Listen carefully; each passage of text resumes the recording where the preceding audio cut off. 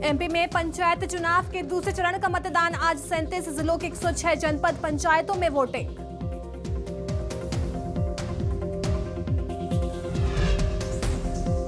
निकाय चुनाव में सीएम शिवराज सिंह चौहान झोंकेंगे दम। भोपाल, छिंदवाड़ा, सतना और सिंगरौली में करेंगे रोड शो। बीजेपी प्रत्याशियों के समर्थन में मांगेंगे वोट। निकाय चुनाव में कमलनाथ का ताबड़तोड़ चुनाव प्रचार। छिंदवाड़ा में करेंगे रोड शो। कांग्रेस प्रत्याशी के समर्थन में मांगेंगे वोट। छत्तीसगढ़ दौरे पर प्रदेश प्रभारी पीएल पुनिया आज प्रदेश कार्यकारिणी की बैठक में होंगे शामिल। 2023 के चुनाव को लेकर बनेगी रणनीति। पूर्व सांसद नंद कुमार साय का बड़ा बयान, कहा बीजेपी में आक्रामक चेहरे की जरूरत, समय नहीं बचा, जल्द होना चाहिए फैसला।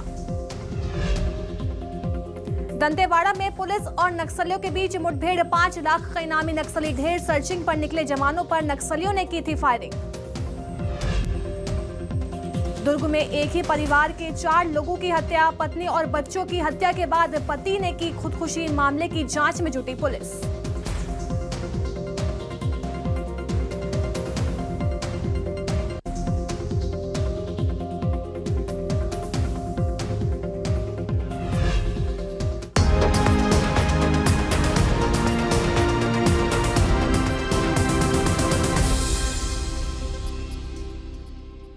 नमस्कार, मैं अलीशा और आप देख रहे हैं न्यूज 24 मध्य प्रदेश छत्तीसगढ़। रुख करते हैं बड़ी खबर का। खबर दुर्ग से है, जहां एक ही घर में 4 लोगों के शव मिले हैं। युवक ने पत्नी और 2 बच्चों की मौत कर दी, उन्हें मौत के घाट उतार दिया है। हत्या के बाद युवक ने खुदकुशी कर ली है। मौके पर उतई थाना पुलिस पहुंची और एक ही परिवार में 4 लोगों की मौत से हड़कंप मच गया है। तो ये बड़ी खबर दुर्ग से सामने आ रही है, जहां हत्या के बाद युवक ने खुदकुशी कर ली है और इस पूरे हादसे के बाद हड़कंप मच गया।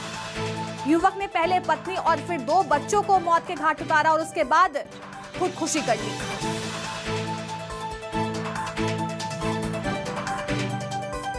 तो बता दें, मौके पर उतई थाना पुलिस पहुंच गई और एक ही परिवार में 4 लोगों की मौत से हड़कंप मच गया है। एक ही परिवार के 4 लोगों की मौत हो गई है। युवक ने पत्नी और 2 बच्चों को मौत के घाट उतार दिया और उसके बाद खुदकुशी कर ली। अब खबर दंतेवाड़ा से है, जहां पुलिस और नक्सलियों के बीच मुठभेड़ हुई है। मुठभेड़ में 5 लाख का इनामी नक्सली ढेर कर दिया गया। डीआरजी पुलिस को नक्सली का शव मिला है। बता दें, नक्सली की पहचान देवा एरिया कमेटी कटे कल्याण के रूप में हुई है। कटे कल्याण क्षेत्र के मारजूम में मुठभेड़ हुई थी। बता दें, एसपी सिद्धार्थ तिवारी ने इस खबर की पुष्टि की है। दोनों ओर से कई राउंड फायरिंग हुई थी। दंतेवाड़ा सुकमा जिले की सीमा पर मुठभेड़ हुई।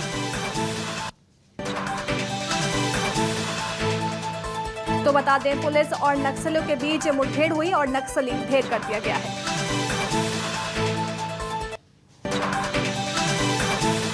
अब बड़ी खबर रायपुर से है, जहां कांग्रेस कार्यकारिणी की आज बैठक है। बता दें, राजीव भवन में दोपहर 12 बजे ये बैठक होगी। प्रदेश प्रभारी पीएल पुनिया इस बैठक को लेंगे, जिसमें सीएम भूपेश बघेल, मोहन मरकाम भी मौजूद होंगे। तो संगठन के मुद्दों और कार्यों को लेकर चर्चा की जाएगी इस बैठक में। करीब 12 बजे से ये बैठक होगी और इस बैठक को पीएल पुनिया लेंगे, जिसमें सीएम भूपेश बघेल भी शामिल होंगे। संगठन के मुद्दों को लेकर और कामों को लेकर चर्चा की जाएगी। तो ये बड़ी खबर रायपुर से सामने आ रही है, जहां आज कांग्रेस कार्यकारिणी की बैठक है और राजीव भवन में करीब 12 बजे ये बैठक शुरू होगी।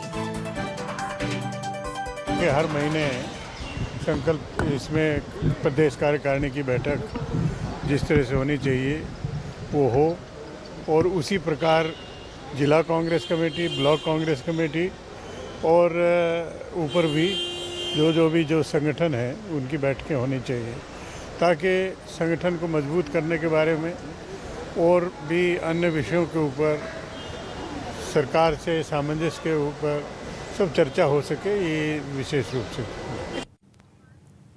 रायपुर से मेरी सहयोगी सुप्रिया पांडे हमारे साथ जुड़ गई हैं। सुप्रिया, आज प्रदेश कार्यकारिणी की बैठक है और करीब 12 बजे बैठक शुरू होगी। किन किन मुद्दों को लेकर चर्चा होने वाली है बैठक में?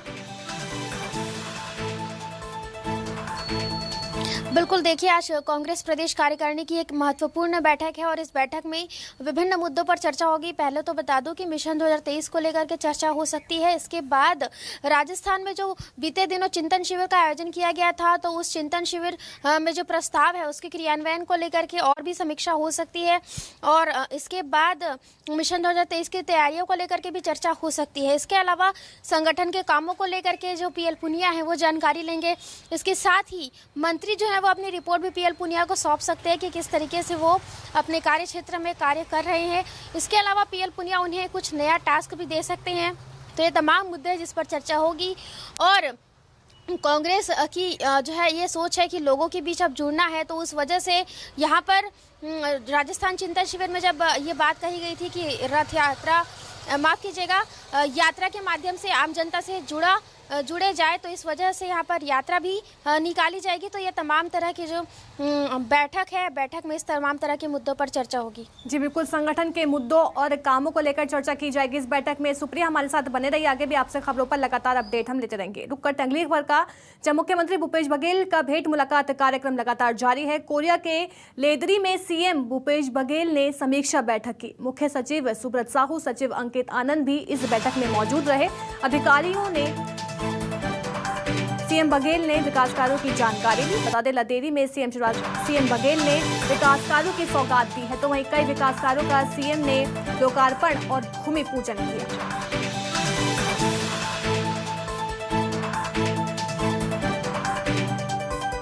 तो लेदरी को सीएम बघेल ने विकास कार्यों की सौगात दी है, साथ ही साथ कई विकास कार्यों का सीएम भूपेश बघेल ने लोकार्पण और भूमि पूजन किया है।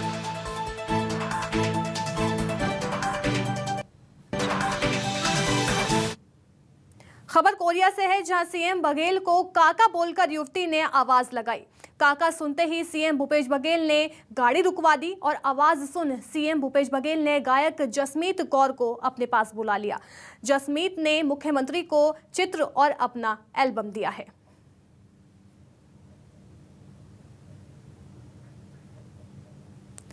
तो कोरिया में सीएम बघेल को काका बोलकर युवती ने आवाज लगाई और काका सुनते ही सीएम भूपेश बघेल ने अपनी गाड़ी रुकवा दी और आवाज सुन सीएम भूपेश बघेल ने गायक जसमीत कौर को अपने पास बुलाया और उसके बाद जसमीत कौर ने एल्बम और चित्र सीएम भूपेश बघेल को दिया। कोरिया दौरे से रायपुर लौटे सीएम भूपेश बघेल ने महाराष्ट्र की राजनीति को लेकर बीजेपी पर जमकर बरसे। उन्होंने कहा कि बीजेपी विपक्ष को बर्दाश्त नहीं कर पा रही है।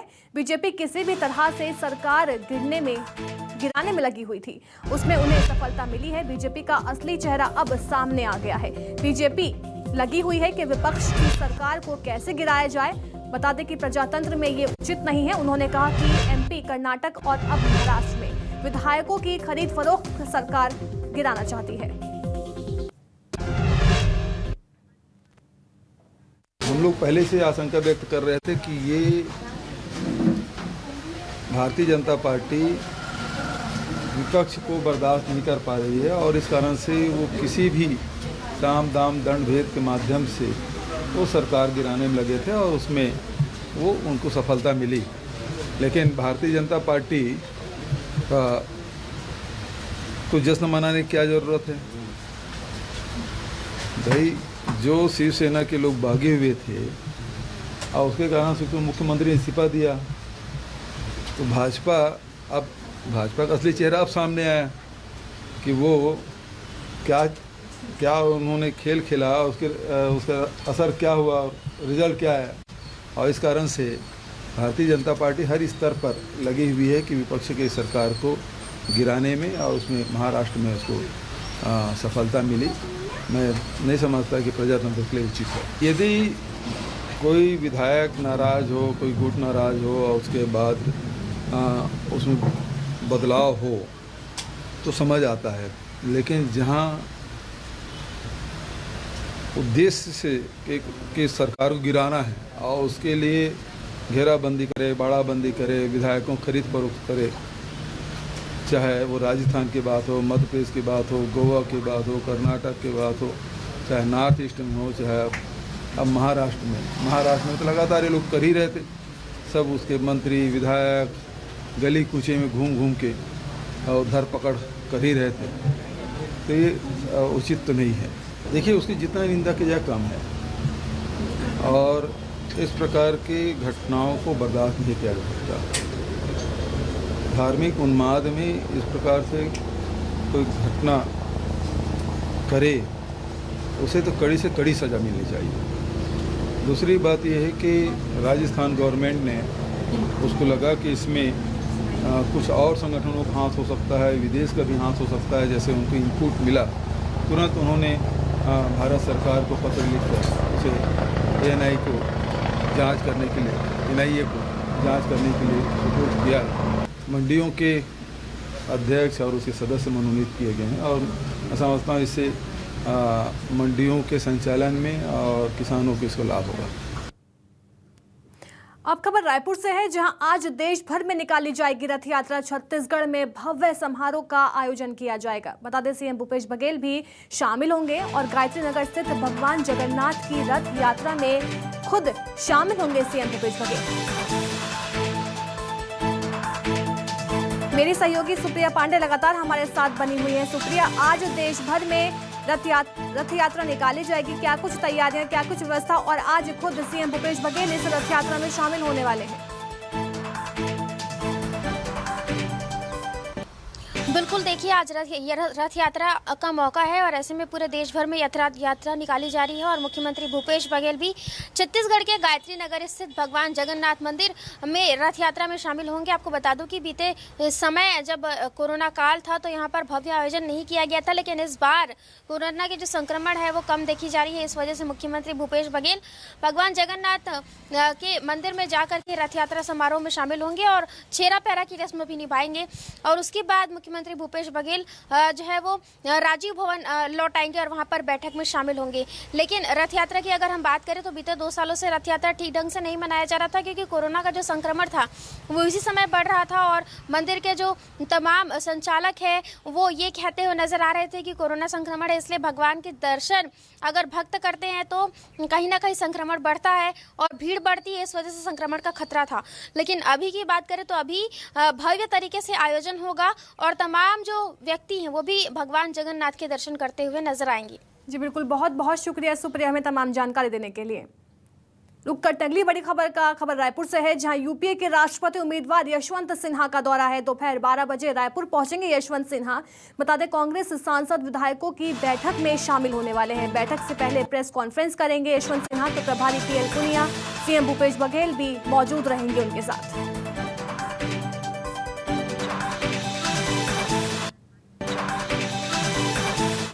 एक और बड़ी खबर रायपुर से है, जहां 7 जुलाई को भूपेश कैबिनेट की बड़ी बैठक होने वाली है। बैठक में मानसून सत्र की तैयारियों पर चर्चा की जाएगी। बारिश फसल की बुआई, खाद की कमी की भी समीक्षा की जाएगी। भेंट मुलाकात अभियान की भी समीक्षा होगी इस बैठक में और अनुपूरक बजट के प्रस्ताव का भी अनुमोदन हो सकता है।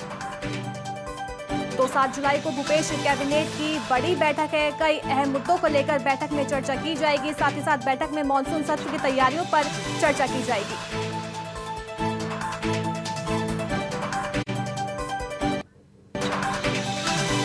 स्वागत है आप सभी का। बड़ी खबर का रुख कर लेते हैं, जो छत्तीसगढ़ प्रदेश प्रभारी पीएल पुनिया छत्तीसगढ़ दौरे पर हैं। रायपुर पहुंचे पुनिया ने महाराष्ट्र में एकनाथ शिंदे के सीएम बनने पर कहा कि छल कपट से परिवर्तन किया गया है, प्रजातंत्र से में शुद्ध राजनीति का भाव है। इसके अलावा उदयपुर की घटना पर भी चिंता जताई है।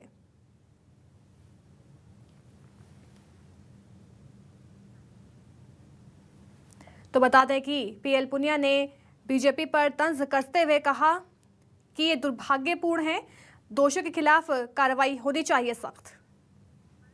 भारतीय जनता पार्टी जब से इनकी सरकार बनी है इसी तरह का खेल खेलते रहे, हमेशा खेलते रहे। उन्होंने प्रयास राजस्थान में किया, वो सफल नहीं हो पाए।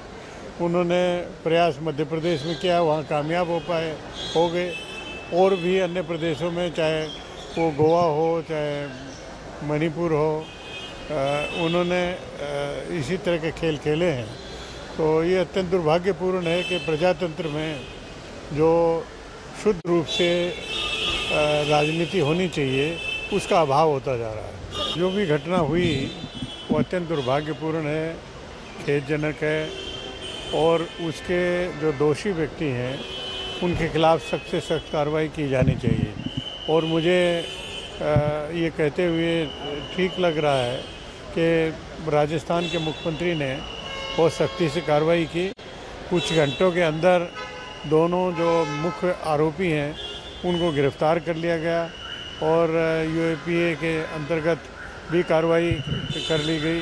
तो जो प्रयास होना चाहिए कि ऐसे मामलों को लेकर अफवाह के आधार के ऊपर फैलाने का काम करते हैं अन्य ज़िलों में, उसका एहतियात पूरी तरह से बरत लिया गया और शांतिपूर्ण व्यवस्था बना के रखी गई।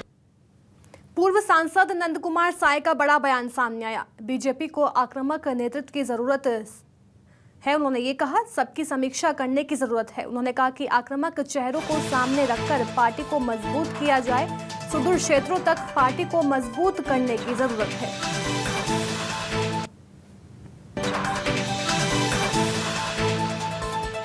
तो पूर्व सांसद नंद कुमार साय का बड़ा बयान सामने आया। उन्होंने कहा कि सुदूर क्षेत्रों तक पार्टी को मजबूत करने की जरूरत है। बीजेपी को आक्रामक नेतृत्व की जरूरत है। नंद कुमार साय का बड़ा बयान सामने आया।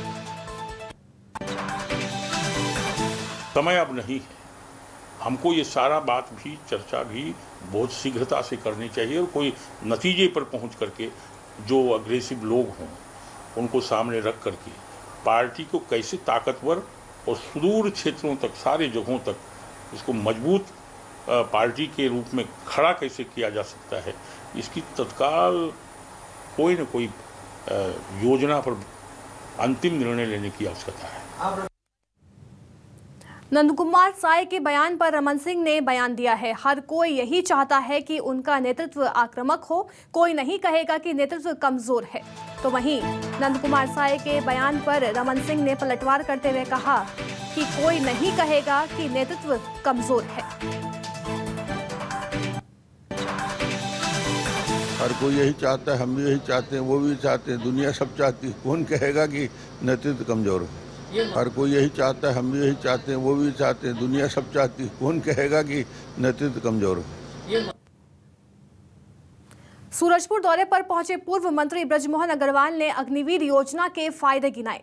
वहीं कांग्रेस पर अशांति फैलाने के आरोप लगाए। उन्होंने कहा कि कांग्रेस कभी नहीं चाहती कि देश में शांति व्यवस्था बनी रहे। कांग्रेस ने देश के नौजवानों को भड़काकर देश में अशांति फैलाना चाहती है। उन्होंने कहा कि सीएम बघेल सेना में भर्ती होने के लिए युवाओं को प्रोत्साहित करें।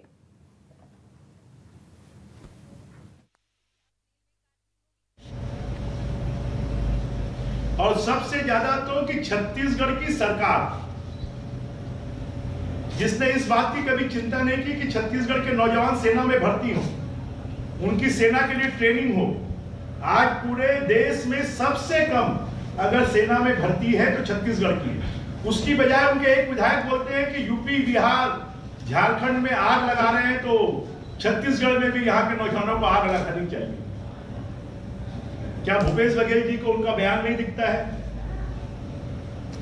कांग्रेस के एक नेता बोलते हैं कि बीजेपी के कार्यालयों में जैसा दूसरे प्रदेशों में तोड़ फोड़ आगजनी हो रही है, वैसा छत्तीसगढ़ में भी होना चाहिए। खबर कवर्धा से है, जहां आवास और पट्टे की मांग को लेकर हंगामा देखा गया। महिलाओं ने जमकर हंगामा किया। आवास देने में भेदभाव का आरोप लगाया गया है। बीजेवाईया में कार्यकर्ताओं के साथ नगर पंचायत दफ्तर का घेराव किया गया है। बता दें कि पंचायत का घेराव प्रदेश सरकार, नगर पंचायत अध्यक्ष के खिलाफ जमकर नारेबाजी की गई। पुलिस और कार्यकर्ताओं के बीच झड़प भी देखी गई है।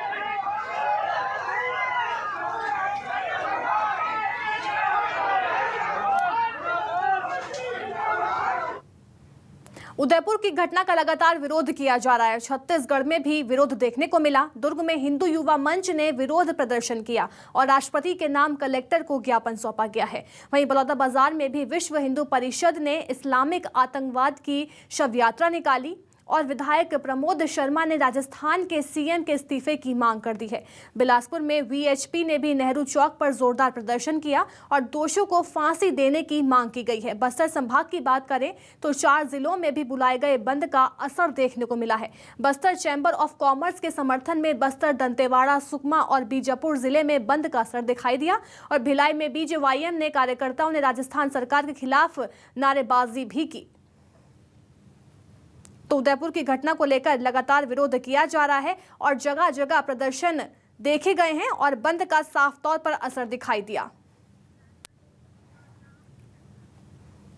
सूरजपुर में कांग्रेस कार्यकर्ताओं ने रेलवे ट्रैक पर बैठकर प्रदर्शन किया। बता दें, अनूपपुर जबलपुर ट्रेन लंबे अरसे से बंद होने के चलते नाराज होकर कांग्रेस के कार्यकर्ता धरना प्रदर्शन कर रहे हैं और प्रदर्शन के दौरान कार्यकर्ताओं ने केंद्र सरकार के खिलाफ जमकर नारेबाजी की है और केंद्र सरकार पर सरगुजा के लोगों के साथ अन्याय करने का भी आरोप लगाया।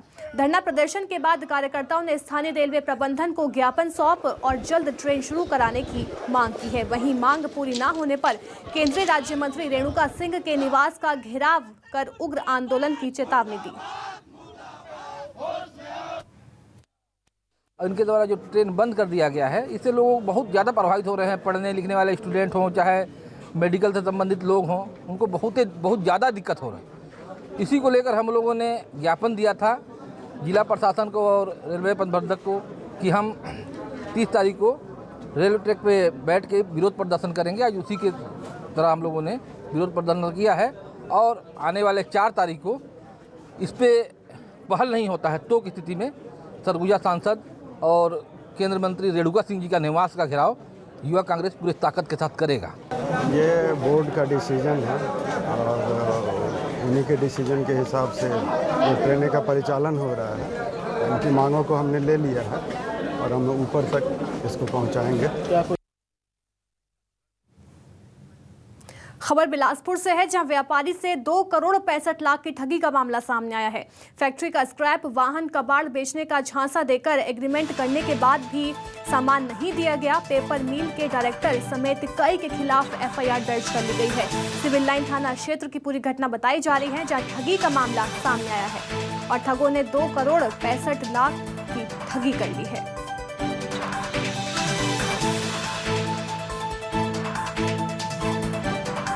तो फैक्ट्री का स्क्रैप वाहन कबाड़ बेचने का झांसा देकर एग्रीमेंट करने के बाद भी सामान नहीं दिया गया।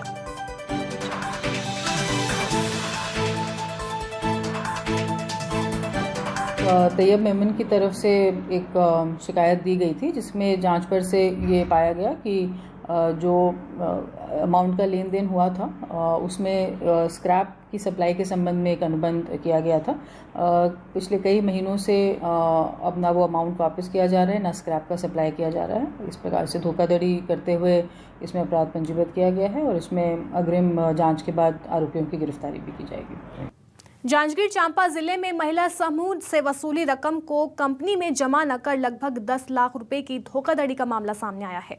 बता दें, मामले में एक आरोपी को चंद्रपुर पुलिस ने गिरफ्तार कर लिया है। आरोपी का नाम ललित है, जो अपने एक अन्य साथी के साथ मिलकर कनेक्शन का 10 लाख रुपए लेकर फरार हो गया था।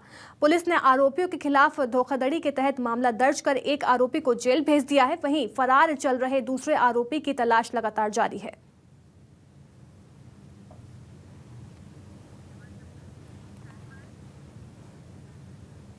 चलिए, फिलहाल के लिए बस इतना ही। बने रहिए न्यूज़ 24 मध्य प्रदेश छत्तीसगढ़ के साथ।